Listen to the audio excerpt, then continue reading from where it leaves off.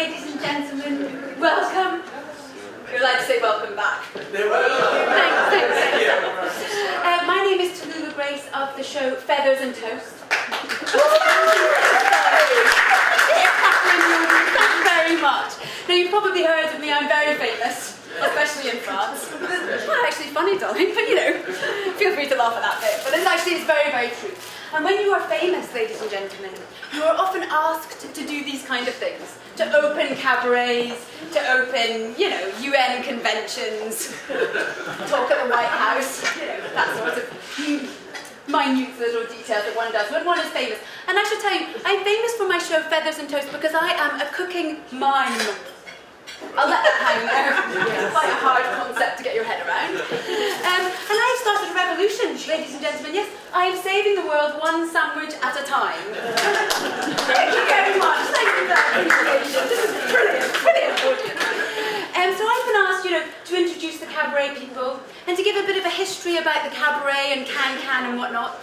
But to be honest, ladies and gentlemen, and this is not to diminish what you're about to see, but basically it's a high kick with a feather. I mean, don't tell them that, obviously, clearly, I'm sure it's very nice. I mean, I won't. I don't want to show anyone up stage, anyone. So I'm not going to burst their bubble and talk too much about the can, because basically, once you've seen it, you're going to get the gist. But I do have a few minutes on, on stage before they come out, so... Oh, that's perfect timing, darling. Champagne! I love champagne, as it happens. I'm very partial to that. What I'm going to do, darling... What did you say, darling? I know you didn't speak, but I imagined you just about said, why don't you do your show live, Tallulah? I knew because you clapped, and I knew you wanted to see more. So, all right, darling, we will. We'll just do a quick little demonstration of my show, Feathers and Toast, because I know, one should not disappoint an audience. Thank you very much. This is my set. And we'll have music, please. Thanks, Katie. You can go now. Thanks very much. She's from Australia. We're going to film this too, darling. She's from Florida, so not to worry about that. She normally wears flip-flops, but she's got proper shoes on tonight. So thanks very much. This is Feathers and Toast live with Tallulah Grace. Thanks very much. We have to say that to the camera because not everyone is as lucky as you, ladies and gentlemen. Not everyone can be here tonight. So, we are going to be making tonight the Parisien, which in English means the ham sandwich. I know, that is exciting, darling. But before we make the ham sandwich, I'm just going to say a few things about some kitchen essentials. So now, ladies and gentlemen, obviously you probably know this, but a Chanel bag in your kitchen is as an essential as an oven. Yes. You agree with me? Absolutely, darling. Because do not get your feathers in a flap. One should never be caught unawares. One should always remember to be stylish at all times, no matter if things are on fire, boiling over, or whatnot. The point is to look good, darling. The second essential, obviously, is the basil plant. Now, this is essential for three main reasons, alright? You what, sorry? You can see it? Do you want a spotlight, darling? This is it. They can smell it. Oh, it's a wonderful smell. It's a wonderful smell, darling. The first point of the basil plant is clearly camouflage. Now, this is important if a maniac runs into your kitchen, which is wont to happen. We are in Los Angeles. I try and coordinate myself with the basil plant in case I do need to hide. They say all that, at the army. Professional people tell you that. The second thing is, obviously, you can eat it, spruce up a sandwich.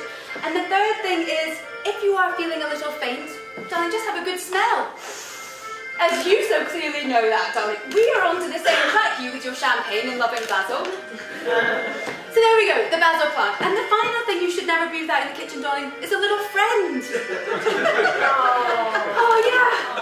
This is Lulu. Thanks for listening. You should be very sure. Go to her head.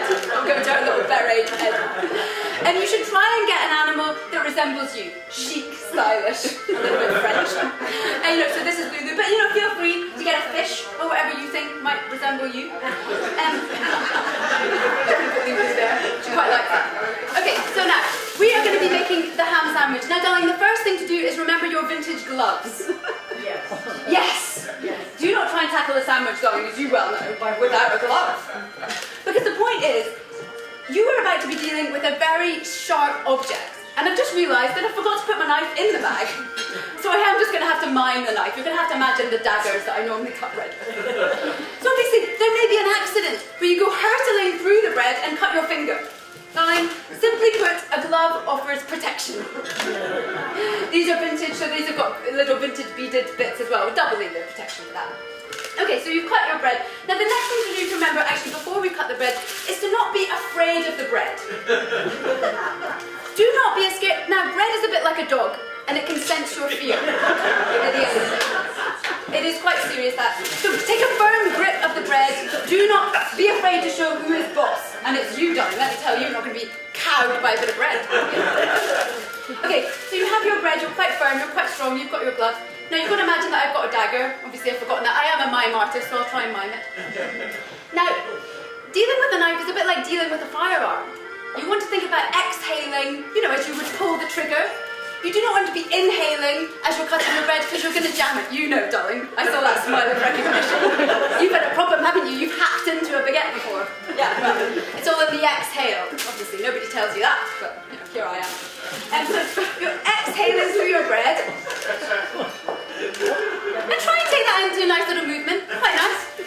You know, carry it on at the end of the day. It's your kitchen. Be the queen of it.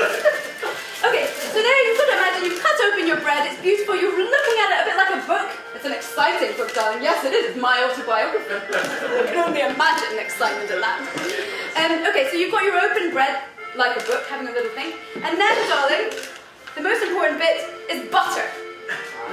Now, we're dealing with the French, so we're dealing with butter. We're not dealing with margarine, poor cousin of the butter. And while we're on the subject of butter, we're dealing with salted. Life is far too short for the unsalted. So, you want to be spreading on your butter. I often like to think that I'm playing a violin when I'm salting my butter, when I'm buttering my bread. Which is quite a nice thing to do, darling, if you're musical, which I'm not, but I do appreciate a violin. Right, so you breaded the butter, you buttered the bread. Like a rap artist, like I'm rapping some downtown, like urban and all that. So the next thing to do, ladies and gentlemen, is to let the butter marinate in the bread. That is the key to the ham sandwich. Now you don't want to go overboard, you don't want a soggy sandwich, that would be disaster, but you just want a little marinade. And I use that marinating time to do a little mime in the kitchen. Which, you know, miming is well understood by the dietitians. You know, dietitians understand that you need to have a wide variety of fruits and vegetables, you know, for optimum health. And it's the same with mine. You should move all your bits, otherwise, quite frankly, they'll seize up. And that, nobody's after Tin Man. You're nodding, darling. You know, you are a man after my own heart. Sorry about that, darling. I don't mean to, you know, weasel in, but this man knows what I'm talking about. Okay, so you want to have a little mime that mirrors what you're cooking. So obviously I'm cooking French. I'm not going to be miming the Great Wall of China. That would be way off bat. Unless I was soy saucing the ham, but I never do that. So I'm going to do a little French mime. This is going to be a garlic snail in the wind trying to get to the Eiffel Tower. I do think it helps to give a bit of backstory. We're in LA. People appreciate backstory. Okay? Ready? 1, 2, 3.